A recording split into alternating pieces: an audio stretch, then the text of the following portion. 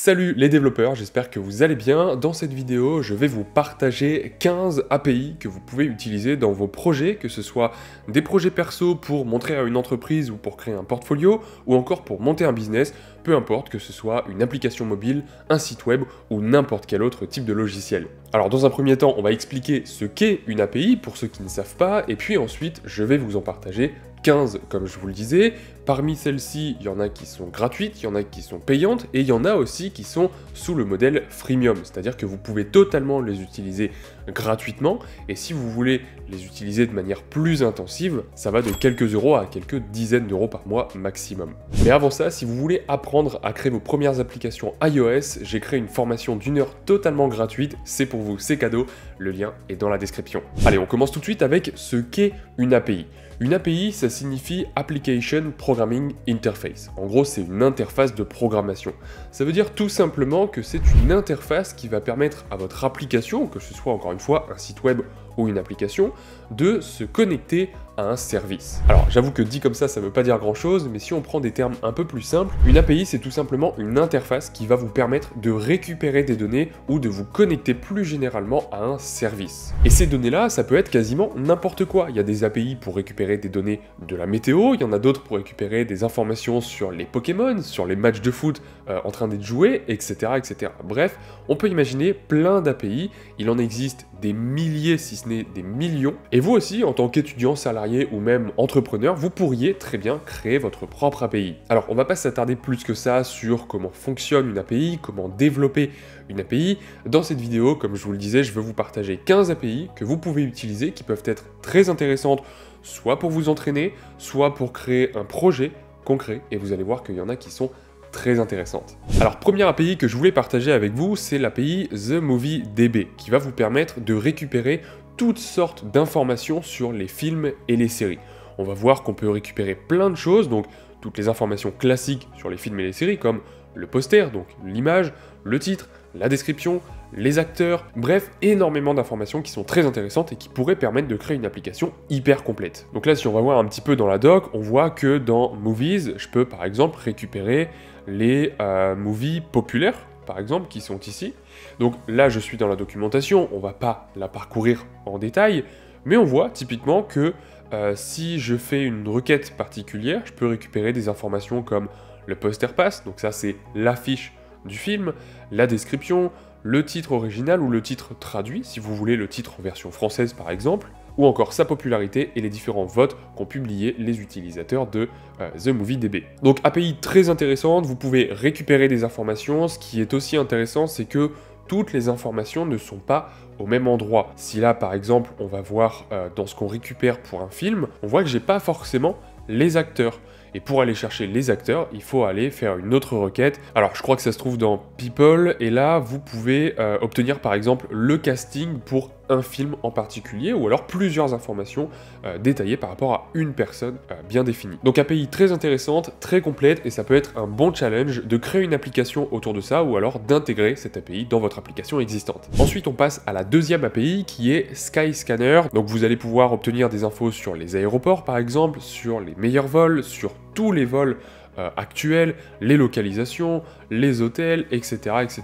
Donc très intéressant, on voit par exemple sur Get Airport Data, si je prends un exemple de cette API, on voit qu'on peut obtenir des informations relatives à l'aéroport de Berlin, par exemple. Ou si je vais dans la requête All Flights, donc tous les vols, là on voit que j'obtiens a priori une dizaine de vols avec des informations sur le site Skyscanner. Donc cette API, elle est un petit peu moins complète que TheMovieDB, forcément on n'a pas les mêmes informations à récupérer, mais du coup elle est très facile à utiliser, ça peut être très intéressant pour vous si vous êtes débutant. Troisième API maintenant qui peut être très intéressante, c'est une API de recettes. Donc cette API va évidemment vous fournir plein de recettes, mais ce qui est intéressant aussi, c'est qu'elle peut vous fournir aussi des informations sur des recettes, sur des ingrédients, qu'est-ce qu'il y a comme nutriments à l'intérieur, peut-être pourquoi pas le Nutri-Score, ça il faudrait vérifier, mais voilà, on peut avoir plein d'informations au-delà des recettes sur les aliments, sur leur contenance, etc., etc.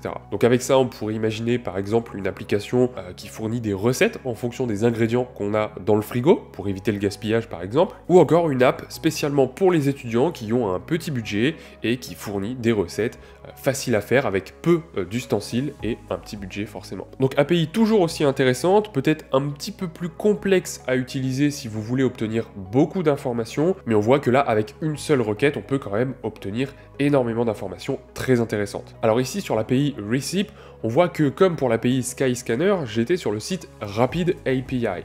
Et ça, c'est un site qui recense énormément d'API qui sont hyper intéressantes et qui fournit également la documentation de ces API. Donc là, je suis sur la documentation, on voit que j'ai plein d'exemples ici, mais ce qui est intéressant, c'est que Rapid API nous fournit également une petite syntaxe, un petit exemple de code si on veut appeler cette requête, si on veut obtenir les résultats de cette requête grâce à différents langages.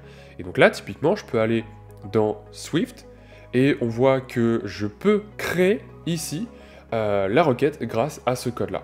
Donc le code là, il est un petit peu impressionnant parce qu'il y a cette URL qui prend beaucoup de place, mais voilà, Rapid API nous fournit en fonction du langage que vous utilisez le code, en tout cas un exemple de code que vous pouvez intégrer directement dans votre application pour effectuer la requête pour obtenir des random receipts par exemple. Ensuite, autre API qui peut être très utile, c'est OpenWeather. Ça, c'est une API très connue, très utilisée, et donc il y a énormément de ressources sur Internet qui expliquent comment développer avec cette API. Alors comme son nom l'indique, c'est une API qui nous fournit des informations sur la météo. Alors là, je suis sur la page d'accueil de l'API, mais si on va dans la documentation, eh bien on voit que on peut obtenir énormément d'informations avec l'API. Donc là, elle nous explique qu'avec une simple requête, en fonction de la ville bien évidemment, on peut obtenir le temps actuel, mais aussi les prévisions minute par minute dans l'heure qui suit, ou encore les prévisions heure par heure dans les 48 heures. Donc ça peut être très intéressant. Encore une fois, soit vous pouvez créer une application de météo complète avec plein d'informations, ou au contraire utiliser l'API dans une application existante pour fournir la météo dans une app de sport ou de voyage par exemple. Alors cinquième API maintenant, comme au moment où je tourne cette vidéo, on est en plein dans la Coupe du Monde de foot, c'est l'API Football API. Cette API, comme son nom l'indique, fournit plein d'informations sur le foot, les différentes ligues, les différents joueurs, les différents résultats, donc ça peut être hyper intéressant. Encore une fois, là on voit par exemple que si je vais dans Leagues, je peux avoir toutes les ligues. Alors là je vais avoir un exemple de réponse. On voit par exemple que la première ligue qui est proposée, c'est l'Euro Championship. La troisième qui est proposée, c'est par exemple, comme on le voit ici, la Ligue 1. On voit également qu'on a accès au logo de chaque ligue, donc ça peut être très intéressant. On voit que si je tape l'URL, j'obtiens l'icône de la ligue en question. Mais ça, bien sûr, c'est qu'un exemple. On a aussi tous les événements, donc tous les stades, les classements, des différentes statistiques, les line-ups, donc les compositions de chaque équipe. Et je peux vous dire que si dans 3 mois vous allez voir un recruteur et qu'en entretien d'embauche vous expliquez que vous avez réussi à développer une application complète avec les scores des différentes ligues, les différents joueurs, etc., etc., ça va faire très bonne impression. Alors peut-être que le foot c'est pas forcément votre tasse de thé, et du coup je vous ai trouvé une API pour la NBA évidemment. Donc là encore une fois, on a plein d'informations, on peut avoir des infos sur les teams, donc sur les équipes, sur les joueurs, sur les jeux, on peut avoir plein de statistiques. Donc là, si on va regarder un exemple, on peut aller chercher par exemple Get All Teams. Et encore une fois, on a un exemple de requête, que ce soit en C, en C#, en HTTP ou encore en Swift. Donc là, si je prends l'exemple de cette requête, on voit par exemple que j'ai différentes équipes, donc Atlanta, qu'est-ce que j'ai Boston aussi, avec différentes informations, donc la ville et le nom, donc les Celtics de Boston. J'ai encore les Nets de Brooklyn, ou encore évidemment les Bulls de Chicago. Donc plein d'informations hyper intéressantes, et encore une fois, ce qui peut être très formateur, c'est d'essayer de croiser certaines informations.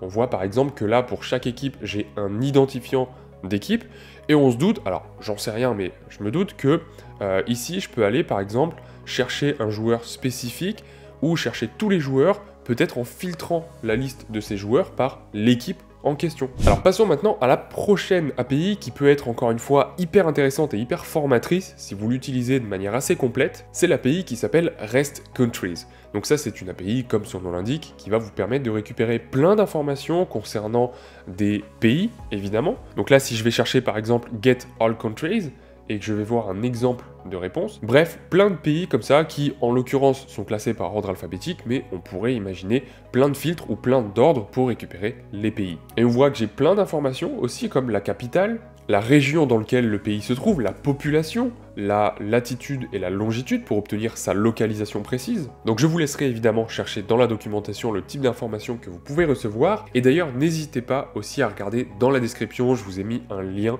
vers chacune des API que je vous présente dans cette vidéo. Alors, en parlant des pays, justement, une autre API qui peut être hyper intéressante, c'est celle concernant les villes. Les villes, ou plus précisément les adresses. Je ne sais pas si vous avez déjà remarqué, mais dans beaucoup d'applications dans lesquelles on doit remplir une adresse, souvent on nous propose de compléter cette adresse. Alors c'est d'une part pour faire gagner du temps à l'utilisateur, mais aussi pour s'assurer que cette adresse existe bien. Et typiquement pour obtenir des propositions d'adresses qui existent réellement en fonction d'un texte qui est entré par l'utilisateur, il faut faire appel à une API. Et l'API que propose le gouvernement sert justement à ça.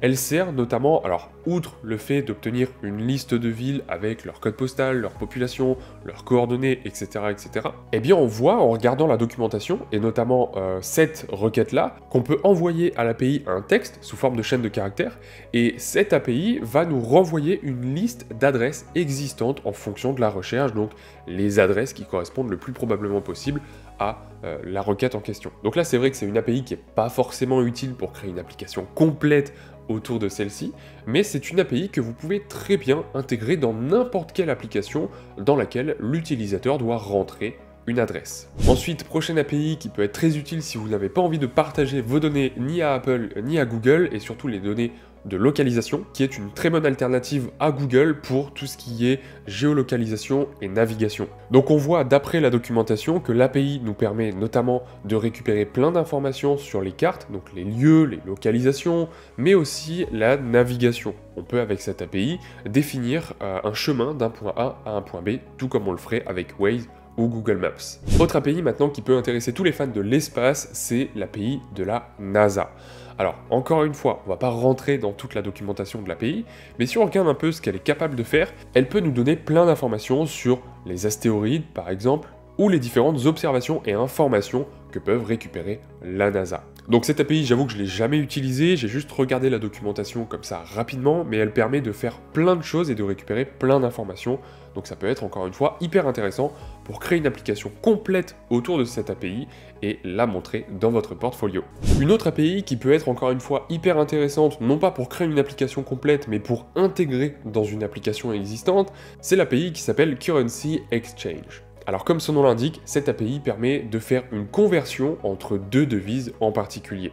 Donc si par exemple je vais essayer de la tester, là je peux convertir par exemple des euros en US dollars, et on va voir que si je teste cette requête-là, eh bien l'API me retourne le facteur de conversion. Et effectivement, c'est le facteur, en tout cas à l'heure où je tourne cette vidéo, j'espère que ça va pas trop fluctuer, qui nous permet de convertir des euros en dollars, ou inversement bien sûr. Alors prochaine API, toujours liée au monde de la finance, mais plus aux crypto cette fois-ci, c'est l'API qui s'appelle CoinGecko. Cette API, on va dire que c'est la plus complète et surtout la plus connue pour obtenir toutes sortes d'informations sur les cryptos. Donc d'une part la liste des cryptos existantes, mais aussi leur cours, leur capitalisation. Donc ça peut être l'API parfaite si vous avez envie de développer une application qui permet de suivre le cours de ces cryptos par exemple. On voit effectivement qu'avec une simple requête, je peux obtenir le prix, je peux obtenir le token, je peux obtenir la liste des coins en circulation, mais je peux aussi aller chercher la liste des différentes plateformes sur lesquelles on peut acheter ou vendre des cryptos. Là, si je teste la requête, par exemple, je l'exécute, et on voit que j'ai la liste de tous les exchanges qui sont actuellement disponibles. D'ailleurs, la preuve, si on cherche un peu, on peut trouver évidemment Binance, qui est l'un des plus gros sur le marché. Ensuite, autre API hyper intéressante, je crois qu'on est à la 10e maintenant, c'est une API qui permet de raccourcir des URL. Encore une fois, on ne va pas créer une application complète autour de cette API, mais ça peut être quelque chose de très intéressant à incorporer dans une application existante. Donc on voit que cette API est extrêmement simple, il n'y a qu'une seule requête possible pour raccourcir justement un URL, et si je teste sur l'URL Google par exemple, donc je teste eh bien je vais obtenir cette URL là qui est donc l'URL raccourci. Alors en l'occurrence il n'est pas très raccourci avec cet exemple là, mais si vous lui fournissez un URL beaucoup plus long, évidemment il va vous le raccourcir. Ensuite dans la série des API utilitaires, on va dire qui peuvent être très intéressantes pour ajouter dans une application existante, on a l'API Email Validator qui encore une fois se trouve sur Rapid API. Et donc cette API, très simple encore une fois, il suffit tout simplement de lui envoyer votre email ou l'email en question et elle va tout simplement checker si l'email est bien correct. Donc on voit qu'on peut tester avec cet email là qui est classique, qui est en gmail.com